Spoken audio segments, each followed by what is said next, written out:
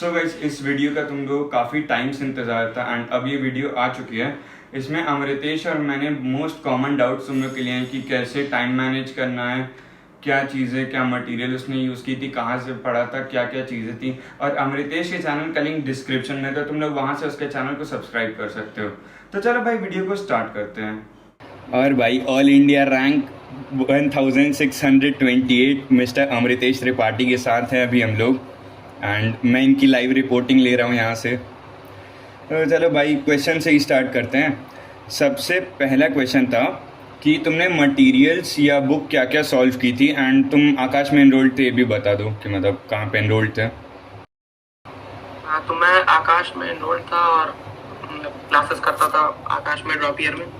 और मतलब अपने 11th-12th में भी मैं आकाश में एनरोल्ड था और ड्रॉप ईयर में भी आकाश में ही था। मटेरियल्स की बात अगर करें तो फिजिक्स में जैसे अगर हम 11th-12th को एनसीईआरटी वाइज 2 वॉल्यूम में बांटे, वॉल्यूम 1 वॉल्यूम 2, 11th का भी और 12th का भी। तो 11th के वॉल्यूम 1 में केवल नोट्स एनफ है, जो भी आपके टीचर के कोचिंग के नोट्स हैं वो एनफ है, क्योंकि mechanics is all about depth in knowledge. फिर जो वॉल्यूम 2 है उसमें आपको थोड़ा सा एनसीईआरटी से, या फिर अगर कोई आपके पास ऐसा मॉड्यूल है जिसमें एनसीईआरटी का क्रक्स या एनसीईआरटी का एक शॉर्ट फॉर्म में दिया है, तो वो आपको पढ़ना पड़ेगा अपार्ट फ्रॉम द नोट्स। फिर ऐसे ही सेम 12th में भी वॉल्यूम 1 जो है उसमें इलेक्ट्रोस्टैट्स, मैग्नेटोस्टैट्स, ये सब आपके नोट्स से हो जाएंगे। और वॉल्यूम 2 जो है उसमें आपका जैसे मॉडर्न फिजिक्स स्पेशली, वो आपको एनसीईआरटी से या फिर सेम आपका कोई मॉड्यूल है तो उससे पढ़ना पड़ेगा। केमिस्ट्री की अगर बात करें हम लोग, तो केमिस्ट्री में inorganic chemistry is NCERT based, इसलिए क्योंकि उसमें एनसीईआरटी से बाहर कुछ आता ही नहीं। इवन इस साल जो पेपर टफ आया था उसमें भी चीजें आप एनसीईआरटी से रिलेट कर सकते थे। तो मैं प्योर एनसीईआरटी नहीं रिकमेंड करूंगा, मैं एनसीईआरटी के साथ साथ जो भी आपका मॉड्यूल है, क्योंकि वो भी कहीं ना कहीं एनसीईआरटी बेस्ड या उससे थोड़ा हाई ही होता है, तो वो आप कर सकते हो। ऑर्गेनिक केमिस्ट्री में भी एनसीईआरटी प्लस नोट्स प्लस आपका मॉड्यूल, और फिजिकल केमिस्ट्री में भी नोट्स और मॉड्यूल। फिजिकल केमिस्ट्री में एनसीईआरटी का कोई यूज है नहीं। तो अगर कोचिंग की बात करें या फिर टेस्ट सीरीज की बात करें, तो मैं आकाश में एनरोल्ड था, वहाँ के तो सारे टेस्ट देता ही था। प्लस मैंने एलएन की भी टेस्ट सीरीज ले रखी, लीडर टेस्ट सीरीज मैंने ली थी एलएन की, क्योंकि मतलब ऐसा था कि अचीवर टेस्ट सीरीज के पेपर्स मैं टेलीग्राम से निकाल लेता था, सारा लगा नहीं पाता था लेकिन एक आध लगाया था मैंने। और लीडर टेस्ट सीरीज मैंने स्टार्टिंग से ले रखी थी, तो वहाँ के मैं पेपर्स देता था। बेसिकली मैंने यही आकाश और एलएन के ही टेस्ट सीरीज भी दी है और आकाश और एलएन के ही मॉड्यूल्स को भी फॉलो किया। एलएन का ना लिया था और जितना पॉसिबल हो पाता था मैं उससे जो चैप्टर पॉसिबल हो पाता था या जिसमें मुझे फील होता था कि आकाश का इज नॉट एनफ, तो उसमें मैं एलएन के मॉड्यूल से भी हेल्प लेता था फॉर क्वेश्चन सॉल्व। बायो के लिए, बायोलॉजी में तो सबको पता है केवल एनसीईआरटी। बायो में एनसीईआरटी छोड़ के कहीं नहीं जाना है, चाहे इस साल का टफ पेपर हो चाहे पिछले साल के पेपर हो, बायो में NCERT is more than enough. तुम ये बताओ, क्या आकाश की टेस्ट सीरीज एक्चुअल में तुम्हारे लिए हेल्पफुल थी? क्या एलन की टेस्ट सीरीज हेल्पफुल थी तुम्हारे लिए? देखो, इस बात का तो हम लोग तभी ले सकते हैं फैसला जब इस साल का पेपर हम लोगों ने देख लिया। तो इस साल के पेपर के बाद मैं क्लियर कर दूं कि आकाश की test series is not useful. और इवन मेरे कई जूनियर्स अभी आकाश में हैं, अभी वो टेस्ट सीरीज जो हो रही है आकाश की, चाहे AITS को चाहे जनरल टेस्ट को, तो वो उन्होंने मुझे पेपर भेजा। इवन इस साल का भी उन्होंने पैटर्न नहीं बदला है। सो आकाश की test series will not help you at all. Help करेगी एलएन की टेस्ट सीरीज, और या फिर जो नीट प्रेप या इस टाइप की जो अदर टेस्ट सीरीज है, जैसे एक लोकल में न्यू लाइट टेस्ट सीरीज चलती है। तो इस तरह की जो टेस्ट सीरीज है वो उसमें बायोलॉजी बहुत अच्छी पूछता है और एलएन में एक ओवरऑल मेंटेन करके रखता है, फिजिक्स केमिस्ट्री भी बहुत अच्छी पूछता है, तो वही आपको हेल्प करने वाली। आकाश की टेस्ट सीरीज में ऐसा था कि मेरा 700, 710 ऐसे नंबर आते थे, लेकिन वो बिल्कुल भी हेल्प नहीं करने वाला। उससे आपको एक कॉन्फिडेंस होता है, फिर आप वो चैप्टर रिवाइज करना छोड़ देते हो, तो वो नहीं हेल्प करेगा।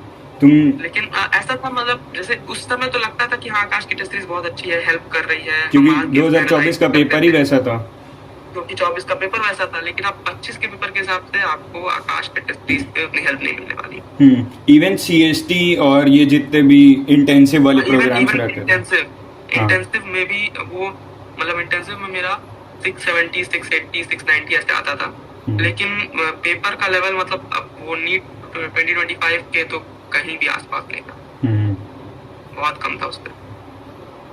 मेजॉरिटी ऑफ द लोगों को ये प्रॉब्लम आ रहा है कि अभी जो वो लोग क्लासेस कर रहे हैं उसके बाद रिवाइज करते हैं, उसके बाद उनको पुराना रिवाइज करने का या तो टाइम नहीं मिलता या तो क्वेश्चन प्रैक्टिस का टाइम चला जाता है। तो तुम उसको कैसे मैनेज करते थे?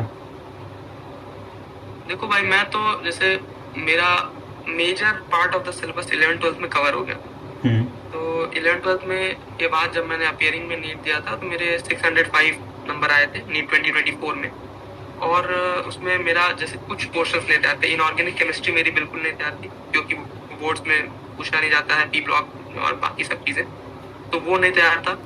और उसके अलावा मेरा फिजिक्स का 11th का वॉल्यूम 2 पूरा नहीं तैयार था, सॉलिड फ्लूइड थर्मल। तो जो चीज़ें मेरी नहीं तैयार थी, मुझे बेसिकली यही तैयार करना था, प्लस पुराना 11th का रिवाइज करना था जैसे जैसे आप ड्रॉप ईयर में आगे बढ़ते जाते हो। तो ड्रॉप ईयर की अगर मैं बात बताऊं तो ऐसा होता था कि मैंने एक शेड्यूल बना के रखा था फॉर रिवीजन ऑफ 11 क्लास 11, क्योंकि मेरा मतलब मेजर प्रॉब्लम क्लास 11 थी जो मेरा वीक रह गया था। तो मैं डेली क्लास करके जो भी क्लास होती थी वो करके आया, क्लास में ही रिवाइज कर लिया। वो मैं आके सेम डे रिवाइज नहीं करता था, क्योंकि फिर उसका कोई फायदा नहीं। आप जो डेली क्लास में जैसे एक दिन जो पढ़ाया गया, आप आके भी अगर वही रिवाइज कर रहे हो तो वो आपको तो लगेगा ही कि हाँ मुझे आता ही है, क्योंकि आपने कुछ ही देर पहले पढ़ा। तो मैं जो क्लास में पढ़ा जाता था उसके बाद जब मैं घर आता था तो क्वेश्चन लगा लिया, या जो भी मतलब मेरा टारगेट है फॉर क्वेश्चन सॉल्विंग। और जब वो हो जाता था तो उसके बाद मैं अपने उस वाले शेड्यूल पे आता था जो मैंने रखा हुआ था क्लास 11th की रिवीजन के लिए। और फिर उस हिसाब से, उस शेड्यूल के हिसाब से मैं कम से कम 2 घंटे डेली मैं उसको रिवाइज करता था एनसीईआरटी से या फिर 11th के मॉड्यूल से या फिर कहीं से भी मैं उसको रिवाइज करता। तो मेन चीज इसमें यही है ना, आपको एक प्रॉपर शेड्यूल बनाना। जैसे मैं अगर अपनी बात बताऊं तो मैंने 3 से 4 पॉकेट डायरीज केवल शेड्यूल बना के भर दी पूरे अपने ड्रॉप ईयर। तो वो उससे लगता है ना कि वो बहुत जैसे टाइम वेस्टेज है, आप क्यों उसको बार बार लिख रहे हो, लेकिन उससे आपका एक बहुत अच्छा मैनेजमेंट हो जाता है टाइम का। आपका दिमाग में चीजें क्लियर रहती है कि मुझे इतने से इतने ये करना है, इतने से इतने ये करना है। तो वो बहुत जरूरी है। अगर आप वो करोगे तो फिर आपको कभी टाइम की कमी महसूस ही नहीं होगी। तो मेनली आपको टाइम मैनेजमेंट नहीं करना है, आपको वर्क मैनेजमेंट करना है। आपको अपने कामों को मैनेज करके और उसको एक शेड्यूल बना के फिर उस पर वर्कआउट करना है। अगर तुम एक शेड्यूल दोगे कि कैसे बाकी सबको रिवाइज करना चाहिए, जो मतलब ड्रॉप ईयर में ऐसे पढ़ रहा है कि उसको सारी चीज़ें लेवल अप करनी है, थोड़ा थोड़ा उसको आता है लेकिन मैक्सिमम चीज़ें उसको पढ़नी है, तो तुम उसके लिए क्या शेड्यूल बताना चाहोगे? मतलब एक टाइम टेबल रफ आइडिया दे दो। नहीं, तो उसके लिए शेड्यूल यही है कि आप अपना जब भी आपका जैसे मान लो 8 से 3 बजे तक की क्लासेस चल रही हैं, 3 क्लासेस बायो की भी चल रही है, जो बायो की नहीं अटेंड कर रहा है वो तो उसके पास टाइम बचा, वो क्वेश्चन प्रैक्टिस कर लेगा। लेकिन 3 बजे तक क्लासेस चल रही हैं, 1 घंटे का रेस्ट लिया 4 बजे से। अब 4 बजे से लेकर के 12 बजे तक तुम बताओ क्या होना चाहिए? हाँ, तो 4 से 12 के बीच में मैं तो जैसे 4 से 8 या 4 से 7 अपने हिसाब से 3 या 4 घंटे आप वो पढ़ो जो आपके करंट अभी पढ़ाया जा रहा है। जरूरी नहीं है उसी दिन का, लेकिन मतलब जो करंट आपका सिलेबस जो चैप्टर चल रहा है, मान लो अगर रोटेशन अभी 10th लेक्चर पे है तो पहले लेक्चर से बैठ करके रिवाइज तो आप वो रिवाइज कर लो। जो भी आपका टॉपिक वीक है क्वेश्चन लगा लो, रिवाइज कर लो 3-4 घंटे। फिर आप कम से कम मिनिमम, क्योंकि आपने 3-4 घंटे जब दिए हैं तो आपको कम से कम 1 घंटे का ब्रेक दिए मिनिमम। और फिर वो अपार्ट फ्रॉम मतलब वो खाने का ब्रेक नहीं, 1 घंटे का आप ब्रेक लो। 1 घंटे के ब्रेक में आप जो भी रिलैक्स करना है, म्यूजिक सुनना है, जो भी करना है करिए। और उसके बाद आप 9 से 12 या जैसे मैं तो अब 3:30-4 बजे तक सोता था। और मोस्ट ऑफ द जो एस्पिरेंट्स होते हैं वो लेडीज होते हैं। तो उसके बाद आप जैसे खाना वाना खा के मैं 10 बजे मान लो बैठा, तो मैं 10 से 2 या 10 से 2:30 वो फिर अपना रिवाइज करता जो भी मेरा बैकलॉग है या जो भी मेरा 11th में वीक है या जो भी मतलब पुराने पढ़ाए जा चुके सेक्शंस में से जो भी वीक है वो मैं रिवाइज करता। और वो रिवाइज करने का मेरा तो सिंपल फंडा था, मैं ऑनलाइन उतना नहीं था, क्योंकि ऑफलाइन मेरे पास इतना आकाश था, एलन था, मॉड्यूल्स पड़े रहते थे। तो मैं जो रिवाइज करता था तो एनसीईआरटी पकड़ता था फॉर इनऑर्गेनिक या ऑर्गेनिक या इस तरह की चीजें के लिए, जिसके लिए एनसीईआरटी पकड़ी जा सकती है। तो उसके लिए एनसीईआरटी पकड़ के एक बार चैप्टर रिवाइज का आइडिया लग गया। उसके बाद आपने मॉड्यूल पलट लिया तो फॉर्मूले पता चल गए या कुछ बुलेट पॉइंट्स पता चल गए। और उसके बाद मैं सीधा क्वेश्चन पे बैठ जाता था। क्वेश्चन में जो फंसता था तो फिर मैं जैसे मान लिया कोई एक क्वेश्चन फंसा तो उससे रिलेटेड टॉपिक आपने दोबारा देख लिया। तो इस तरीके से मैं करता था। और अदरवाइज अगर आप ऑनलाइन हैं तो लेक्चर्स आप देख सकते हो या फिर छोटे लेक्चर्स देख सकते हो। मान लो वही तो स्पेसिफिक उससे आप टॉपिक खोल करेंगे। करके उसने देख लिया। हाँ, तो वही स्पेसिफिक टॉपिक वो तो बहुत आसान होता है लेक्चर में। तो वही स्पेसिफिक टॉपिक अब जैसे मान लो मैं न्यूरल पढ़ रहा था, मेरा वो वीक था जिसमें रेस्टिंग मेम्ब्रेन पोटेंशियल का पूरा एक्सप्लेन करते हैं, कैसे तुम्हारा पोलराइज मेम्ब्रेन रहता है, क्या चीज़ें रहती हैं। तो खाली मैंने गया लेक्चर पे उस स्पेसिफिक टॉपिक का 5 मिनट का 10 मिनट का जो भी था पार्ट, वो सुन लिया था। बस तो वही है। नेक्स्ट क्वेश्चन है, how to fix silly errors. मतलब जो भी सिली मिस्टेक्स रहती हैं तुम उसको कैसे फिक्स करते थे? देखो सिली मिस्टेक सबकी होती है, मेरी बहुत होती थी। तो मैंने इसके लिए किया था कि एक कॉपी बनाई थी। और उस कॉपी में क्या होता है ना, स्टार्टिंग में जब आपके पास टाइम रहता है तब तो ये चीजें बहुत जो मैं बता रहा हूँ ये बहुत आइडियली होती रहती है। लेकिन लास्ट में जब जल्दी जल्दी टेस्ट होते हैं या आपके ऊपर प्रेशर रहता है कि ये बचा है पढ़ने को, तो ये चीजें नहीं हो पाती है। उसी में जो इन चीजों को मैनेज कर लेता है और जो चीजें उसने स्टार्ट किए फ्रॉम द डे वन वो कर लेता है टिल द एंड, तो उसका फिर नंबर इंक्रीज हो जाता है। तो मैंने क्या किया था, मैंने स्टार्टिंग में बनाई थी एक कॉपी, और उस कॉपी में मैं हर टेस्ट के बाद जो जो मिस्टेक्स होते थे मैं टॉपिक डालता था, फिर नंबर ऑफ मिस्टेक। जैसे मान लिया मेरे रोटेशन से 2 मिस्टेक, तो मैंने लिखा रोटेशन, और रोटेशन के बाद मैंने 2 मिस्टेक लिखी और फिर उसमें सब टॉपिक लिख दिया कि हाँ एक मान लिया मोमेंट ऑफ इनर्शिया से गलत हो गया, एक सेंटर ऑफ मास से, एक टॉर्क से, इस तरीके से। और फिर ऐसे करके हर एक पेपर में। और मेरा टारगेट होता था कि जो मिस्टेक मैंने एक पेपर वाले में लिखी है उसको रिपीट ना करो, पहला चीज। तो जब आप लिखे रहोगे तो आपको याद रहेगा मैंने इसमें ये मिस्टेक की थी सिली, और वो रिपीट नहीं होगी। और प्लस ऐसा भी होता था कि जैसे मिस्टेक्स तो कई तरह की होती थी, तो उसमें मैंने एक बना के रखा था कि ये टाइप ऑफ मिस्टेक, ये सिली मिस्टेक है, ये थ्योरेटिकल मिस्टेक है, ये कंसेप्चुअल मिस्टेक है, या फिर ये याद नहीं रह गया था इस वजह से हो गया, मेमोरी एरर है। तो इस तरीके से मैं उसको बांट देता था। और उसमें जो सिली वाला पोर्शन है वो जितना आप मिनिमाइज कर सकते हो वो मैं करता था। और प्लस कभी कभी मान लिया 1 या 2 क्वेश्चन रिपीट हो गया, मान लो सेम क्वेश्चन या सेम तरह का क्वेश्चन आपने बार बार मिस्टेक कर दिया सिली मिस्टेक में, तो फिर मैं वो क्वेश्चन लिख देता था और उसका आंसर लिख देता था, जिससे वो फिर बिल्कुल ना भूले। क्योंकि आप लिखे रहोगे ना तो दोबारा जब वो आपके आंख के सामने आएगा आपको जरूर वो क्लिक करेगा कि अरे ये तो मेरे मिस्टेक वाली कॉपी में मैंने लिखा था और ये मुझे अब नहीं गलत करना। कई क्वेश्चंस ऐसे हैं जो बच्चों को याद ही हो जाते हैं कि ये क्वेश्चन आता है, इसका आंसर ये है। एग्जैक्टली। और वो वैसा क्वेश्चन कभी वापस से आने भी नहीं वाला है, मतलब एम्स वगैरह में रिपीट हो गया और वैसा क्वेश्चन अब आने भी नहीं वाला है, लेकिन मतलब अब टेस्ट में दे देते हैं। रिपीट नहीं होने वाला है, लेकिन जैसे टेस्ट सीरीज में तो रिपीट होते थे। और टेस्ट सीरीज में जब रिपीट होते हैं, जैसे बायोलॉजी में कई ऐसे क्वेश्चंस आते थे जो एनसीईआरटी में नहीं है, तो अब लेकिन उसके लिए आदमी या तो बैठ के मॉड्यूल पढ़े पूरा, विच इज नॉट रिक्वायर्ड, क्योंकि आपके नीट में वो आने नहीं वाला है। इवन इन नीट 2025 सारे क्वेश्चंस, रामदेव मिश्रा वाला भी क्वेश्चन वो एनसीईआरटी से ही था। तो इस वजह से NCERT is more than enough. तो जो कुछ क्वेश्चंस आते थे जिनकी वजह से अक्सर बायो में नंबर कम हो जाता है टेस्ट सीरीज में, कि कुछ क्वेश्चंस एक्स्ट्रा पूछ ले, बाहर से पूछ ले, तो वो डायरेक्ट मैं रट लेता था। उस पे मैं ये माथा पर टिक करने नहीं जाता था कि मैं उसको बैठ के कहीं से खोजूं या फिर उसको कुछ और करूं। मैं डायरेक्ट मेमोराइज कर लिया, अगर कभी रिपीट हुआ वो क्वेश्चन तो ठीक है, और नहीं तो उसको दिमाग में रखने की जरूरत नहीं। तो ऐसे करता। नेक्स्ट क्वेश्चन है, अगर तुम्हारे मार्क्स स्टक हो जा रहे हैं, जैसे तुम 11th में 11th कह रहा हूँ 12th में ये फेज देखे हो गया कि 550 पे जा करके तुम्हारे मार्क्स स्टक हो जा रहे थे, तो उसको कैसे तुम मतलब 7, जैसे तुम्हारा आकाश का मुझे ड्रॉप ईयर का पता है कि तुम्हारे आकाश में 700 के नीचे जा ही नहीं रहे थे, मिनिमम शायद तुमने 690 देखा था, तो मतलब वो स्कोर कैसे तुमने मेंटेन किया था? वो एक परफेक्ट स्कोर है। हाँ, तो नहीं, आकाश से ज़्यादा मैं एलन का एग्जांपल देना चाहूँगा कि एलन की जो टेस्ट सीरीज थी उसमें जब फुल सिलेबस टेस्ट स्टार्ट हुए, ड्रॉप ईयर की बात कर रहा हूँ क्योंकि एलन मैंने ड्रॉप ईयर में लिया था, 11th-12th में केवल आकाश था। तो एलन में जब फुल सिलेबस टेस्ट स्टार्ट हुए, मेजर टेस्ट सीरीज जो होती थी कंबाइन करके, तो उसमें मेरा ऐसा था कि 620 से 630 के बीच में मार्क्स स्टक हो गए, वो बढ़ नहीं रहे थे। मतलब मैंने बहुत बढ़ाने की कोशिश की, एंड में भी वो 650 652 तक ही गया। तो उसमें क्या करना है ना कि जैसे अगर आपके मार्क्स स्टक हो गए तो आपको वही पेपर लेके बैठना है जिसमें आप जो पेपर आपने दे दिया है एक बार, और उसको दोबारा लगाना। ठीक, सब कुछ भूल के आपको वो पेपर दोबारा लगाना है। आपको 2 चीजें बढ़ानी है, एक आपको अपनी स्पीड बढ़ानी है, क्योंकि आप अगर लगाया हुआ पेपर फिर से लगा रहे हो तो जाहिर सी बात है आपको अपनी स्पीड एनहांस करनी है, आपको जल्दी लगाना।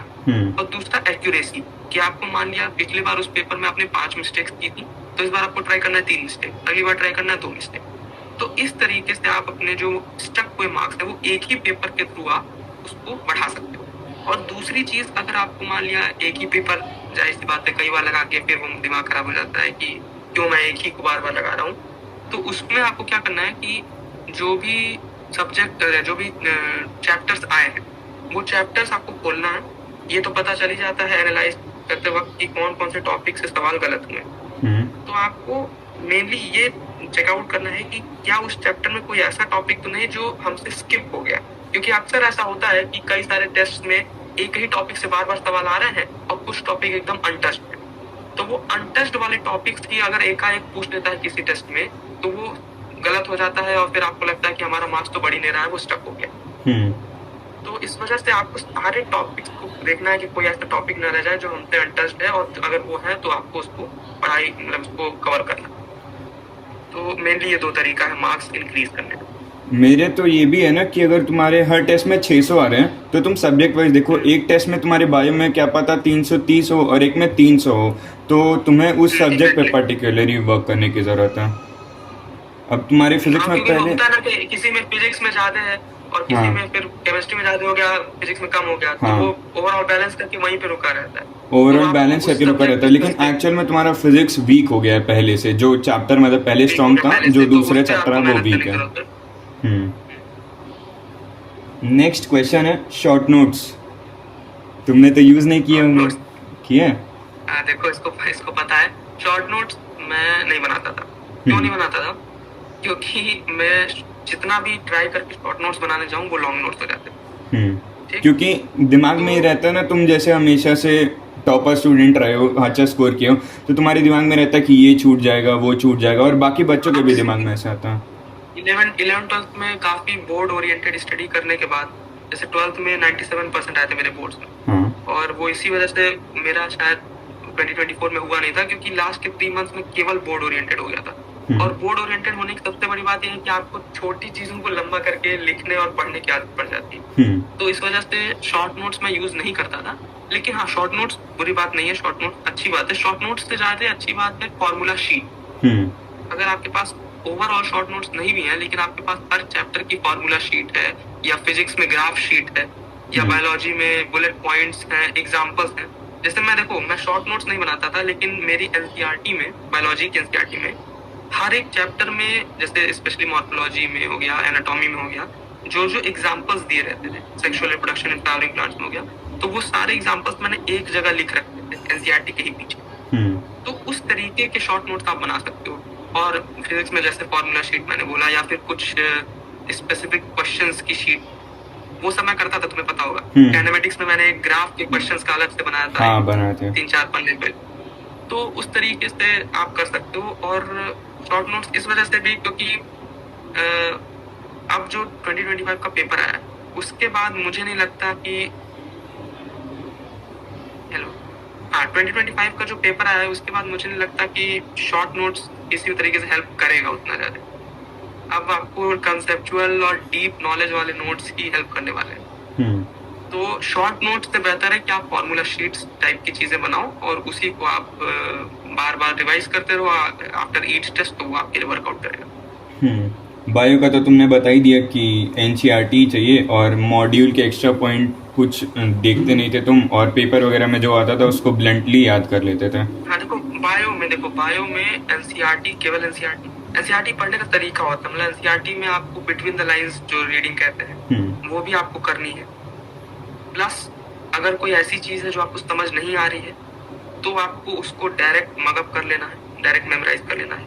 और बायो में एनसीईआरटी के अलावा केवल टेस्ट सीरीज आप दीजिए, टेस्ट सीरीज को आके प्रॉपर्ली एनालाइज कीजिए। क्योंकि मेरा ना अगर मतलब मेरा रूम मेरे परिवार वालों ने देखा है ड्यूरिंग प्रिपरेशन टाइम लास्ट के 3-4 महीने में, तो ऐसे कई सारे टेस्ट सीरीज के बंडल्स रहते थे, उसको भी मैं सेग्रीगेट कर लेता था कि जैसे ये वाले हो चुके हैं, ये वाले मुझे कोई एक सेक्शन फिजिक्स केमिस्ट्री बायो में लगाना है, या फिर ये वाले हो चुके हैं लेकिन एनालाइज करना है, और एनालिसिस में मैं क्या करता था कि मैं उसका आंसर शीट जो एलन के साथ तो मिल जाता था, और आकाश का मान लिया आंसर शीट का प्रिंट आउट या कैसे भी अरेंज करा लिया, निकलवा लिया, और मैं उसी पे हर एक सवाल दोबारा से लगा लेता था, और जो मेरे से गलत हुए हैं मैं उसी में दोबारा सॉल्व कर देता था उसी आंसर शीट पे। तो ऐसे ही बायोलॉजी वाला भी, जैसे बायोलॉजी में मुझे याद है लास्ट में नेशनल पार्क और इन सब से रिलेटेड कुछ एक्स्ट्रा सवाल पूछ रहे थे जो शायद एनसीईआरटी में नहीं थे, एग्जाम्पलर में रहे होंगे या फिर मॉड्यूल्स में रहे होंगे, आकाश में भी इवन इंटेंसिव में। तो उस तरह के सवाल नेशनल पार्क से रिलेटेड वो सब तो रटने वाले ही हैं। तो वो मैं क्या करता था कि बस आंसर से देख के वहीं पे लिख के उसको एक बार याद कर लिया। अब इन केस अगर कभी आया किसी टेस्ट सीरीज में या मान लो नीट में ही आ गया, तो वो मुझे एक सबकॉन्शियस मेमोरी में रहेगा। उस पर ज्यादा दिमाग पे जोर डालने की जरूरत नहीं, कह रहे ये मेरे से कैसे गलत हो गया या फिर ये एनसीईआरटी में कहाँ पे है। खोजते तो सबको है, जैसे हम लोग भी, तुम्हें याद होगा कि हम लोगों ने कई सारे ऐसे पॉइंट्स खोजे थे जो हम लोग को पता चला कि समरीज में दिए हैं, या फिर चैप्टर के बाद आर्कियोस्पोर वाला ये भी मैंने तुम्हें भेजा था जो समरी में था। हाँ, तो उस तरह की चीजें। अब जैसे इसी वजह से वो रामदेव मिश्रा वाला क्वेश्चन सही हुआ, नहीं तो अगर हम लोग वैसे एनालाइज नहीं करते टेस्ट पेपर तो कभी मैं वो पहले वाला पोर्शन जो इंट्रोडक्शन वाला है या फिर समरी वाला वो मैं पढ़ता नहीं, और फिर वो एनसीईआरटी में नीट में पूछा और वो गलत हो जाता। तो इसी तरीके से एनालाइज करना है आपको। तो एनसीईआरटी और टेस्ट पेपर का एनालिसिस बायोलॉजी के लेना पे। तुमने सिलेबस कब तक कंप्लीट किया था अपने ड्रॉप ईयर में? ड्रॉप ईयर में सिलेबस मैंने कंप्लीट किया था जनवरी की स्टार्टिंग में, लगभग लेट कंप्लीट किया था। मतलब दिसंबर मेरा प्लान था कि दिसंबर तक कंप्लीट करूंगा, क्योंकि मतलब ओवरऑल सिलेबस की बात कर रहा हूं। बाकी तो मैंने तुमको बता दिया कि मेरे पैचेस में ही कुछ चीजें थी जो नहीं तैयार बाकी चीजें मुझे बस रिवाइज करना था। तो लेकिन ओवरऑल मैंने जनवरी के बाद ऐसा था कि मुझे बस पेपर देना है और एनालाइज करना है, पेपर देना एनालाइज करना है।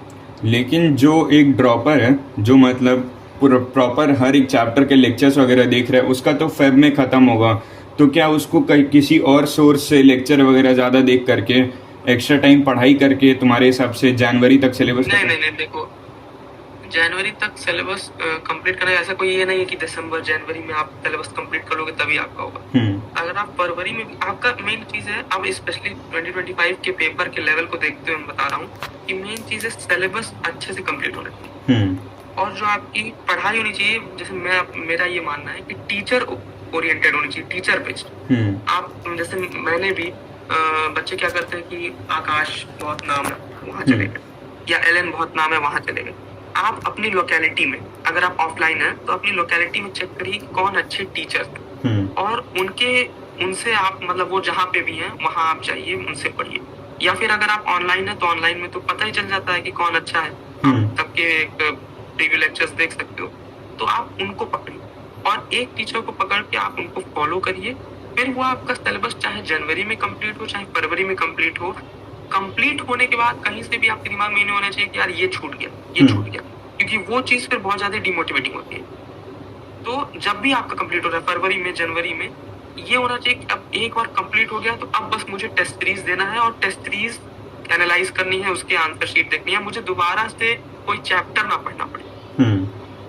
इनऑर्गेनिक छोड़ गया, इनऑर्गेनिक आपको दोबारा रिवाइज करना पड़ता है, लेकिन बाकी चीजें ऐसा ना हो कि दोबारा बैठ के पूरा आपको एनसीईआरटी या पूरा नोट्स या पूरा मॉड्यूल पढ़ना पड़ रहा है, लगाना पड़ रहा है। तो आप इसका कोई जरूरी नहीं है कि आपको फरवरी तक ही कंप्लीट कर लेना है अदर लेक्चर्स देख के या वन शॉट देख के, ऐसा जरूरी नहीं है। और लेकिन ये रहता है ना कि बच्चों को लगता है, मतलब जो भी स्टूडेंट्स है, साथ वाले बच्चे की बोल रहा हूँ, ठीक है, सबको यही लगता है कि तुम फेब तक सिलेबस ख़त्म करो और उसके बाद मार्च अप्रैल दोनों टाइम, मतलब दोनों महीना तुम रिवाइज करो। लेकिन उन लोग को ये नहीं समझ में आता है कि तुम्हें रिवीजन साथ साथ करना है, क्योंकि एट दी एंड अब तुम 2 साल का सिलेबस पढ़ रहे हो 1 साल में, वो भी तुमने 8-9 महीने में पढ़ा है। प्रैक्टिकल बिल्कुल नहीं है कि आप 2 साल का सिलेबस 2 महीने में रिवाइज कर लोगे, वो भी 2 बार। ठीक है, तो आपको रिवीजन साथ साथ करना है। जो वीक पॉइंट है, अगेन मैंने कहा, हर चीज का एक सबसे पहले प्रॉपर शेड्यूल बनाना बहुत जरूरी है, चाहे 11th के रिवीजन का, डेली वर्क का कि आज मुझे क्या काम करना है, मेरे आज के क्या टारगेट है, या फिर कौन कितने चैप्टर्स कंप्लीट हो गए, उसमें से कितने अच्छे से तैयार हैं, कितने में रिवीजन की जरूरत है। ये आपको डेली या फिर हर दूसरे दिन आपको शेड्यूल बनाना लिंक, और उसके बेसिस पे आपको हर मतलब वीकली रिवीजन करना है। अगर आप डेली नहीं कर पा रहे हो तो कम से कम वीकली रिवीजन का आप अपना प्लान बनाइए। अगर आप ये सोच के करेंगे ना कि हम एक तरफ से लेक्चर देखते रहें और जनवरी फरवरी तक हम अपना कंप्लीट कर लें पूरा और फिर 2 महीने में हम पूरा रिवाइज कर लेंगे, वो नहीं होने। इवन अगर दिसंबर तक भी सब लेक्चर देख करके कंप्लीट कर लेते हैं तो भी टाइम कम ही पड़ेगा 4 महीने का। तब भी टाइम कम मिलेगा इसलिए ना, क्योंकि आपको फिर उस रिवीजन टाइम में केवल घर पे बैठ के रिवाइज तो करना नहीं है, आपको टेस्ट भी देने हैं, चाहे ऑनलाइन या ऑफलाइन जो भी, लेकिन आपको टेस्ट देने हैं, टेस्ट एनालाइज करने हैं। और इवन मेरा तो क्या होता था कि इंटेंसिव भी होता था, फिर फाइनल टेस्ट सीरीज होती थी आकाश में, कभी कभी एलन के पेपर पड़ जाते थे। एक दिन में मैंने 2-2, 3-3 टेस्ट दिए। अब एक दिन में जो बच्चा 2 या 3 टेस्ट दे रहा है उसके पास समय बचा ही नहीं कि वो अलग से सेल्फ स्टडी या रिवीजन करे। वो तो वही टेस्ट देगा, उसी को एनालाइज करेगा और फिर सो जाएगा। तो इस वजह से लास्ट मोमेंट रिवीजन कभी रखना ही नहीं चाहिए। भाई ये था वीडियो का पार्ट 1 एंड इसका एक पार्ट 2 भी आने वाला है, तो उसके लिए तुम लोग अपडेटेड रहना, जिसमें मैं तुम लोग को हम लोग की मिस्टेक्स क्या क्या थी और क्या उसका माइंडसेट रहा था नीट 2025 में, वो सारी चीज़ें हम लोगों ने उस पर बात की एंड कैसे क्या करना है थोड़ी और डिटेल में उसमें चीज़ें बताई हैं। ठीक है, तब तक के लिए मिलते हैं नेक्स्ट वीडियो में। पीस।